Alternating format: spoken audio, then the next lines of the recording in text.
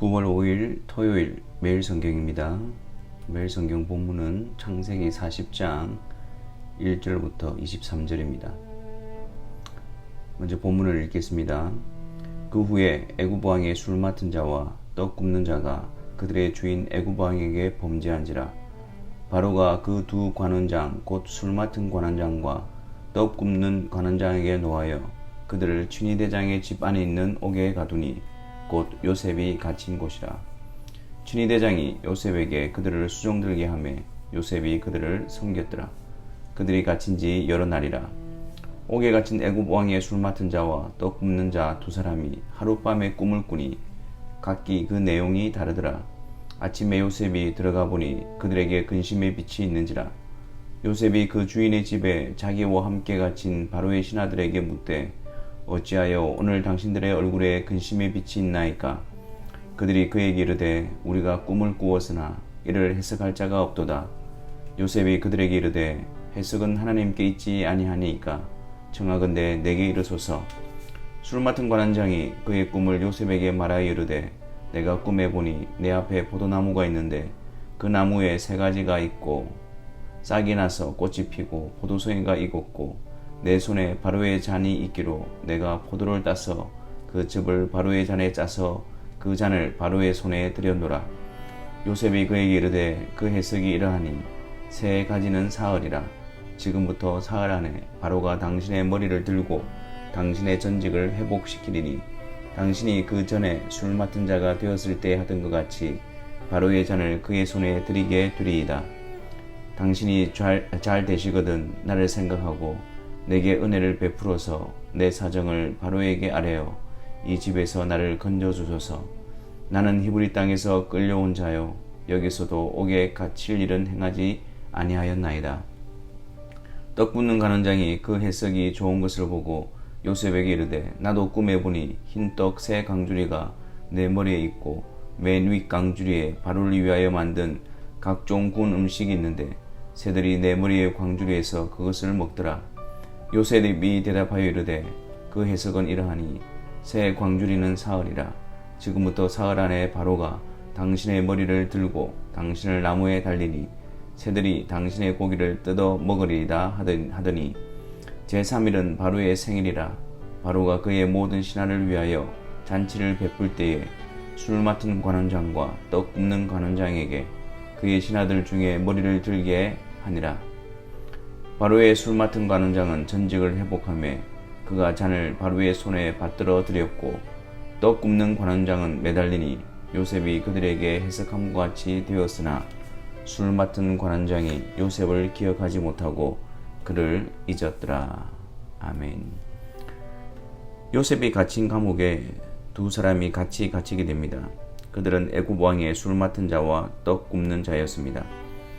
그곳에서 춘희대장은 요셉으로 하여금 그 두 사람을 섬기게 하였습니다. 그 두 사람이 하룻밤에 꿈을 꾸게 됩니다. 하지만 각기 그 내용이 달랐습니다. 아침에 요셉이 들어가 보니 그들의 얼굴에 근심이 가득하였습니다. 꿈을 꾸었지만 그 내용이 무엇을 의미하는지를 몰랐기 때문입니다. 그러자 요셉은 그들에게 해석은 하나님께 있지 아니하니까 청하건대 내게 이르소서 라고 합니다. 꿈을 꾸게 하신 분도 하나님, 그 꿈을 통해서 이루실 일을 나타내실 분도 하나님이시고 그 꿈에 보인 대로 이루시는 하나님이시며 그 하나님께서 나의 하나님이시니 자기에게 알려달라는 것입니다.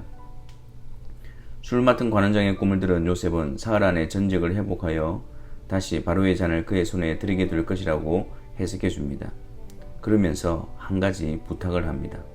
당신이 잘 되시거든 나를 생각하고 내게 은혜를 베풀어서 내 사정을 바로에게 아뢰어 이 집에서 나를 건져 주소서 라고 하면서 자신의 억울함을 풀어달라고 술 맡은 관원장에게 간청을 합니다. 떡 굽는 관원장이 그 해석하는 것을 듣고 있다가 자신의 꿈도 요셉에게 말하게 됩니다. 하지만 그 꿈의 해석은 사흘 안에 바로가 그 머리를 쳐서 나무에 매달 것이라는 것이었습니다. 요셉의 해석대로 술 맡은 관원장은 전직을 회복하게 되었고 떡 굽는 관원장은 매달리게 되어 요셉의 해석이 이루어졌습니다. 하지만 술 맡은 관원장이 요셉을 기억하지 못하고 그를 잊었더라로 끝을 맺고 있습니다. 시편에서는 이러한 요셉에 대해서 이렇게 기록하고 있습니다. 그가 한 사람을 앞서 보내셨으며 요셉이 종으로 팔렸도다. 그의 발은 착고를 차고 그의 몸은 쇠사슬에 매였으니 곧 여호와의 말씀이 응할 때까지 그의 말씀이 그를 단련하였도다. 하나님의 정하신 때가 이를 때까지 하나님의 말씀을 통해 그를 단련하셨던 것입니다. 자신이 때를 정하는 것이 아니라, 자신이 생각하는 그런 방식이 아니라 하나님의 때에 하나님의 단련 속에서 하나님의 방식으로 요셉을 인도해 가십니다. 요셉의 기대는 술 맡은 관원장이 아니라 함께 하시는 여호와 하나님이어야 했습니다. 하나님 외에 다른 것을 우리의 기대로 삼지 말아야 합니다. 그것이 우리 눈에 좋아 보여도 하나님을 더욱 신뢰하지 못하게 하는 것이라면 우리로 하여금 낙심케 하고 기대가 무너지게 할 것입니다. 술 맡은 관원장이 요셉을 기억하지 못하고 그를 잊었도다. 우리의 인도자는 술 맡은 관원장이 아니라 주권자이신 살아계신 하나님이십니다. 그분을 의지하고 기다리고 신뢰하는 일을 멈추지 마시기 바랍니다. 이 일을 멈추게 하는 것, 그것이 곧 술 맡은 관원장이며 그것을 의지하게 될 때 잊었더라 라고 하는 낙담의 자리에 처하게 될 것입니다. 여호와를 의뢰하고 범사에 그분을 인정합시다. 범사에 그분이 주권자이시며 주관자이심을 잊지 말아야 합니다. 그 믿음으로 계속 하나님 앞에 서며 하나님을 바라보며 하나님 손 안에서 단련되는 믿음의 사람들이 되기를 바랍니다. 기도하겠습니다.